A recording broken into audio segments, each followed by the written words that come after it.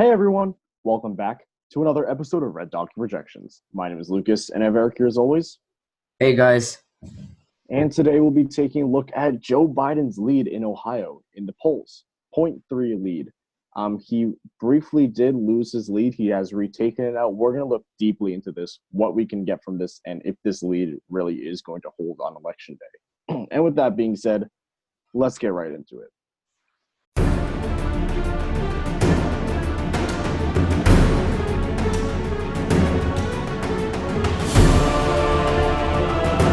So let's take a look at this polls here.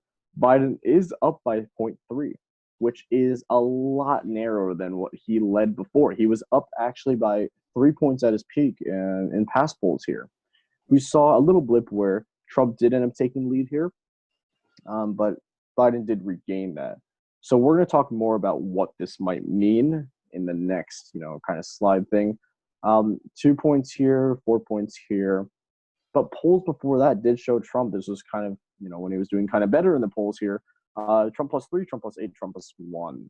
So this is very interesting to see. But of course, we need a comparison. Let's compare this to 2016, which, quite frankly, they were quite off in Ohio.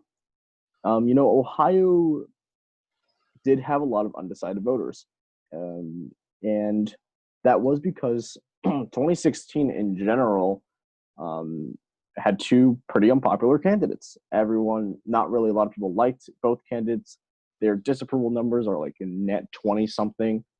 So they were very much not well liked. So a lot of people made their decision at kind of the last minute.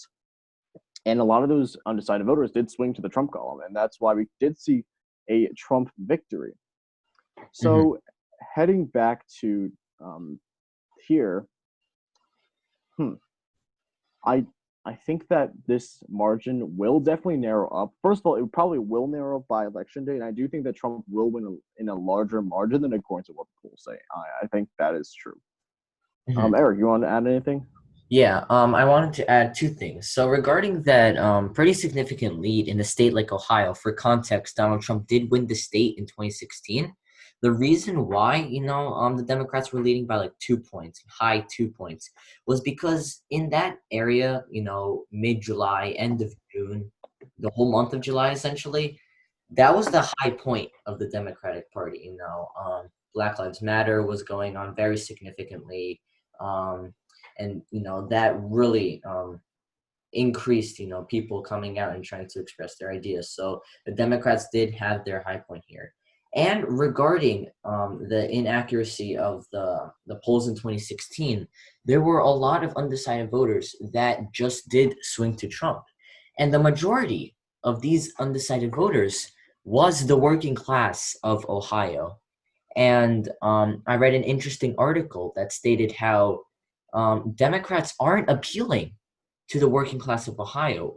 And someone like Donald Trump, a very bold speaker, and these undecided voters kind of appealed to Donald Trump's, rhetoric and speech and campaigning in Ohio, which is why they did end up voting for Donald Trump.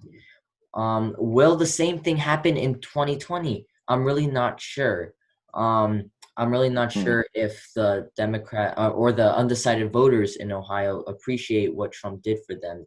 I'm really not sure about that. And we'll have to see if Joe Biden can get those voters back, which could be the difference for the Ohio race.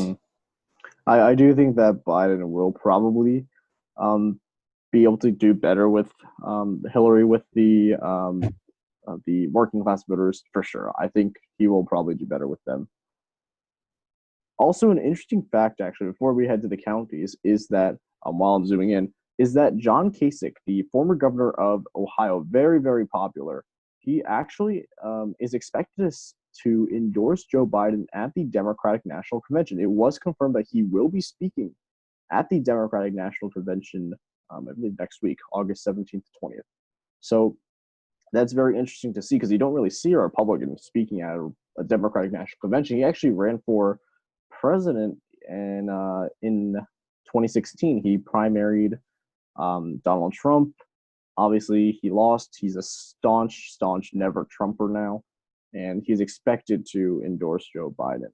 So that could kind of swing more of those moderate voters over. So it could have some impact here. Now, looking at the counties map, I got here highlighted some of the very few swing counties. I mean, not very few, but some of the few swing counties that swung from Obama to Trump in 2016 to 2020. So I got those swing ones highlighted right here. There's really not that many. And overall, it really was about those margins. In a lot of these states, when Obama lost them by relatively, not that big margins, like relatively speaking, of course. Comparing Obama's to Trump's margin in some of these counties here, there's a stark difference because Trump was able to win some of these counties much more than Romney won them. And that will be definitely interesting to see if Biden can swing those counties over. Mm-hmm. Is there anything you need to add? Yep.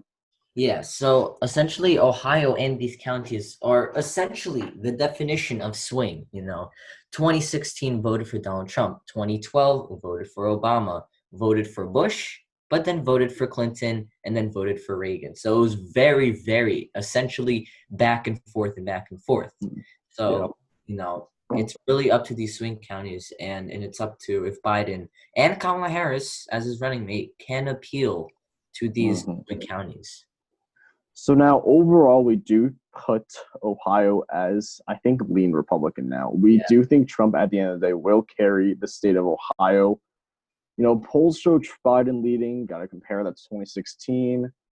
You got to also remember that Ohio is relatively conservative compared to some of the other swing states. So we do think Trump will win that.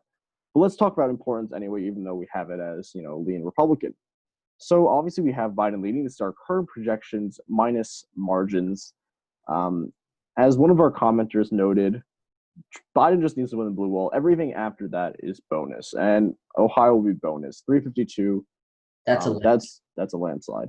But of course, in our predictions, 204, 334. So honestly, Ohio doesn't have too much importance. Now, the only way I think I see it having importance is if Biden loses Florida, Biden loses Arizona. Let's say he loses Wisconsin.